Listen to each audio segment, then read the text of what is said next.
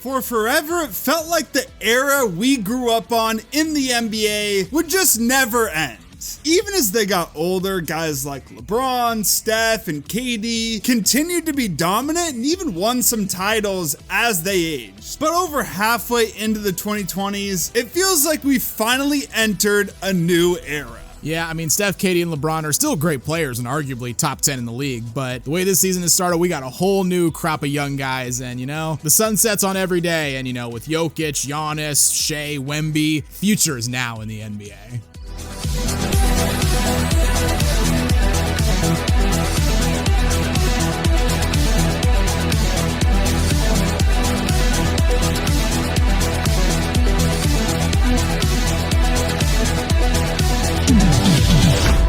Before we start talking about the new era of the NBA, please give the video a like, subscribe to the channel, and hit the notification bell so you never miss out on any new videos. So I believe the LeBron era really started during the 2011 season. Prior to that, I'd say it was the Kobe era, and the NBA was mostly dominated by players from the 2000s. I mean, Kobe and Powell, they go back-to-back in 2009 and 2010. Before that, you had the Celtics Big Three winning their ring, the Spurs led by Duncan, Parker, and Ginobili, and then other teams, the Heat in 06 with Shaq and D-Wade, and then the Pistons with their insane defense. But during the 2011 season, the NBA shifted more towards super teams, and by far the biggest story that season was LeBron and Chris Bosh going to South Beach to form the Heatles. Yeah, got a 3-hour video on that if you want to hear in the deepest possible detail, everything from that era. If you got a ton of time, check that out. Exactly. Players from the 2000s, they were still relevant. They were still some of the best players in the league. I mean, Dirk had his historic playoff run that season. Kobe, he was still a top 5 player. And the Spurs, led by Duncan, Parker, Ginobili, they capped off their dynasty in 2014. But overall, as we entered the 2010s, a new group of guys started to dominate the NBA. Of course, as mentioned, LeBron, KD, Chris Paul, Russ, Harden, guys like Steph. And when Steph and the Warriors in 2015 won their ring to start their dynasty, I wouldn't say a new era started, but it was more than just the LeBron era at this point. It became the LeBron and Steph era. Well, you disagree with 2K because weirdly enough, 2K has these as separate eras, which makes no sense. Yeah, it doesn't make any sense at all because it's they overlap with each other. Yeah. You can make an argument the LeBron era went into the late 2010s, but apparently the Steph era started at that time as well. So it's in the 90s, it was the Jordan era, right? Right. But also was it the Olajuwon era because he won those two in the middle? Yeah. No, it's the same era. That's what we're saying. It's the same thing, yeah. We of course had the 4 straight finals between the Cavs and the Warriors. Steph and the Warriors would go on to make a 5th straight finals in 2019, but they fall to Kawhi and the Raptors. Even in the following years though, as we entered the new decade, it still felt like, the same era dominated by Steph and LeBron. I mean, LeBron and the Lakers win in the bubble. Steph's team wins in 2022, but by 2023, neither of them was the best player in the NBA. That was clearly Jokic after having won 2 MVPs and finally getting that ring, but it still felt like, their grip on the NBA wasn't quite over. I mean, they were still by far the most popular players in the league, drove most of the conversation, a bunch of the ratings. They still always either played against each other on Christmas or opening night, sometimes both. Yeah. So, they were still at the center of any kind of major discussion about the league, them and KD as well. But, in 2024, the Celtics, they would go on to win their title, and they really just did it with a, complete team, top to bottom, 1 through 8, every guy can play, every guy can defend, every guy can shoot. Steph and LeBron, though, were still relevant. I mean, that summer, they led Team USA to the Olympic gold, and I remember a great comment from one of the highlight videos. It's La Captain America and General Curry leading us to victory like it's 1776. I mean, they really did. They were by far the 2 best players on that team for Team USA. But during this time, some new faces began to emerge that would eventually take their places. Shea elevated himself to an MVP candidate in 2024. Luka had his incredible playoff run that season. Giannis won some MVPs and a title in 2021. As mentioned, Jokic won a couple MVPs as well, and he won a title in 2023. And then Victor Wembanyama, the most hyped prospect we'd at least ever seen, arguably the most hyped prospect prospect in NBA history. He was drafted in 2023, had an incredible rookie season, nearly led his team to a gold medal. He eventually lost to the US in the final, but kind of felt like, with that, his rookie season, he was definitely coming. So it was clear the LeBron and Steph era was ending soon. But really last season felt like we were officially moving on to something new. Like the Warriors struggled for much of the year. The Lakers for much of the year looked like a first round exit again. They both saved their seasons with some trades, the Lakers. That's underselling it for the Lakers. They saved their season and they saved their future. Yeah, they bring in Luka and the Warriors add Jimmy. But again, it felt like something different because for the first time in LeBron's career, maybe his entire life. Yeah, I would say probably since he was like in 3rd grade, maybe. Yeah, maybe. Yeah, like I said, his entire life, at least since he was very young, he was no longer the best player on his team because he now had Luka. Meanwhile, this past season, you had the Thunder completely taken off after building off their success in 2024. Like you mentioned, Wemby had an incredible second season, was headed towards a Defensive Player of the Year and an All-NBA first-team appearance in all likelihood, but unfortunately got cut short due to the blood clots. But we all knew it was a matter of time until, he took over the league. And in the finals, 2 fresh young teams, Thunder, of course, led by Shea, the MVP of the league, and then you had the Pacers who just shocked everybody, led by Tyrese Halliburton. And ultimately, as we all know, the Thunder would win it and really felt like, a shift in the NBA because we'd heard about the Thunder for a couple of years. They had slowly been building up. They had Shea, J-Dub, Chet, all these young stars, had all these draft picks, potential for a future dynasty, maybe could finally break the streak of, new champions in the NBA. And this was their moment to get over the hump, a new potential dynasty arriving in the NBA. And then just looking around the league at,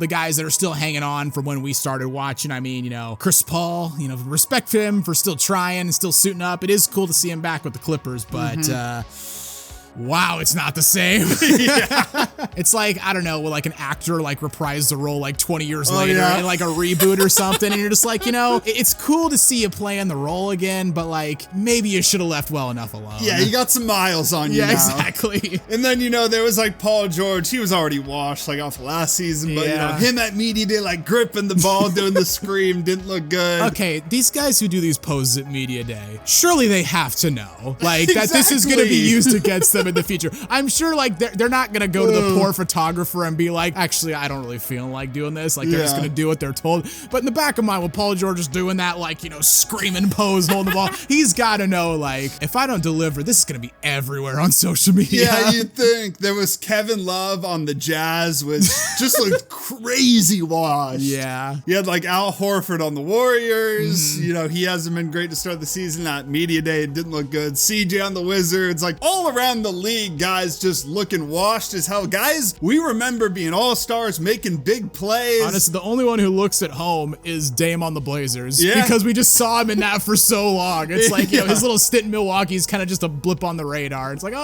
he's back where he belongs, And then the big one, LeBron not playing a single game to start this season. He's still dealing with that sciatica injury. And the crazy part about it, huge LeBron fan, as you all know, I've barely even noticed it. Dude, it took me 2.5 quarters of their first game to even realize he wasn't playing. Yeah. Midway through the 3rd quarter, I'm watching the game. And I'm just like, you know what? I have not seen LeBron this entire game. Where is he? I was like, oh yeah, he's out hurt. And then honestly, since then, I haven't really thought about him that much, if at all. And it feels insane because leading up to kind of this moment, knowing LeBron was going to leave the league soon, he still hasn't. He's going to play this season. He might even play another year after this, but I was always, kind of nervous at the state of the NBA. Obviously, the NBA has been around for so long. They were gonna be fine in some way, but the immediate future. Yeah, the immediate future. Could they carry on after LeBron retired? Because the sun of your solar system is gone. Yes. How do you deal with that in the immediate future? In every single segment on First Take, it felt like there was always, who's the next face of the league? I mean, we talked about in videos before. I think I picked Ja, so. And I picked Zion, which both, again, synthetic sports curse. It always strikes. We're so good at what we do. Well, out of nowhere, luckily for the NBA, some freak of nature 7'5" from France comes in who can literally do everything on the basketball court. As we mentioned, we have this potential next dynasty led by Shea and the Thunder. The Lakers, they have their new star in Luka. They always somehow pull a star out of nowhere. This time it's Luka. The Bulls are back. Oh, really? Yeah, led by Giddy now. It's Jordan to Rose to Giddy. Yeah, the Australian Steve Nash is what people are calling him. I'd love to see you buy Bull stock this early. No, Go absolutely ahead, do it. No. We're just joking here. But regardless, the point is, like, this is really the first season. It felt like a little bit last year, but there was still, you know, Steph was there, still kind of playing. LeBron was even in MVP talks for a bit. This season, it really feels like we've shifted to a new era in the NBA. Like Wemby, like I mentioned, he's dominating. It could be the new era is the Wemby era, or it could be it's the Thunder's dynasty era. And I gotta say it, I want to jump ahead of people here. I think to start the season, from what I've seen, Wemby's the best player in the league. Ooh. I think this is the Wemby era. The dude can do everything on the court. He's by far the best defender in the NBA. That's not really a discussion. Well, he's like more than doubling up whoever's second place in like blocks per game, right? Yeah, the numbers as we record this Saturday night, he's averaging 4.8 blocks per game. That's nuts. And Dembona, who shout out to him, is having a nice season with the 76ers, is averaging 2.2. I mean, Wemby is the best defender, I'm going to say it straight up, I've ever seen. Wow. Like, you know, I didn't see Olajuwon. There's other great defenders in NBA history. Bill Russell, obviously I didn't see, but from what I've seen, Wemby, dude is just incredible. His just gravity, you know, there's Steph's gravity on offense. There's Wemby's gravity on defense.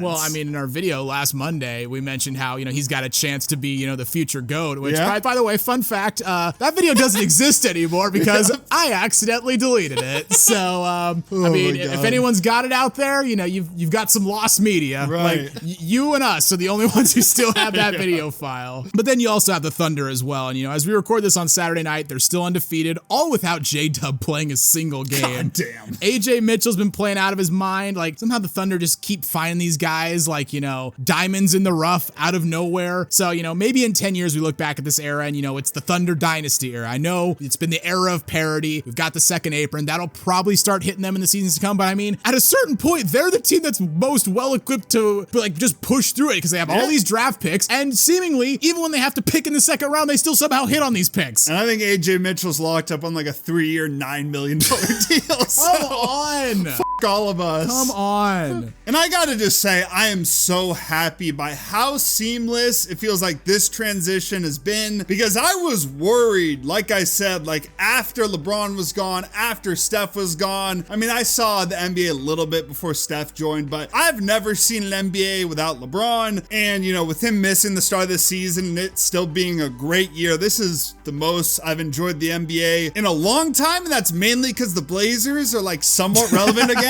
Exactly, yeah. That's basically like 99% of the reason why. But even across the league, you find games, there's a ton of young stars to watch, a ton of just fun teams to watch. So I'm just so happy that we didn't have any, you know, stop gaps where it's like, oh, you know, the NBA dropped in quality. It feels like if anything, it's gone up. Yeah, I also feel like this is something I feel like people haven't really taken a look at, is like part of the reason it feels like maybe there's been like a little bit of a reset, especially this year, is honestly the changeover in like broadcasters. Like NBC, man, they do a phenomenal job broadcasting the NBA. And look, I miss NBA on TNT a little bit, but man, NBC, like their presentation, like their post-game, pre-game analysis, like you can just tell they are putting in max effort to showcase like the best of the league. And they do a great job of it. And because they're doing such a great job, ESPN, who we've all lambasted over the past couple years for their coverage of the league, is stepping their game up a little bit too. Still a long ways to go. So got a long ways to go, but they're at least making an effort. Like, you know, that Tim Legler segment with Doc where they actually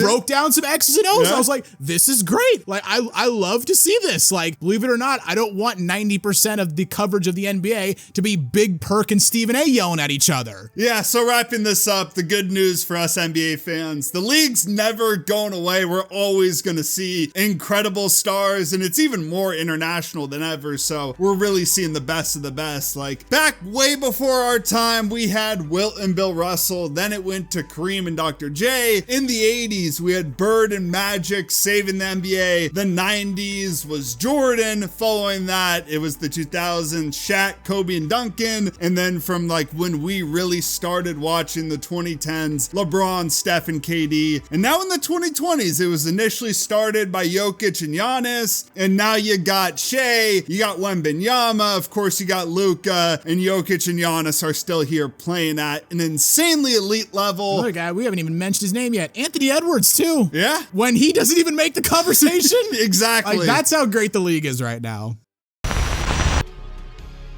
So what do you guys think? Will this future era be the Wemby era? Is it the Thunder Dynasty era? Or is it just going to be a different era entirely? Let us know in the comments below. If you enjoyed the video, please consider giving a like. And hey, while you're here, check out some of our other content as well. And don't forget to subscribe to Synthetic Sports.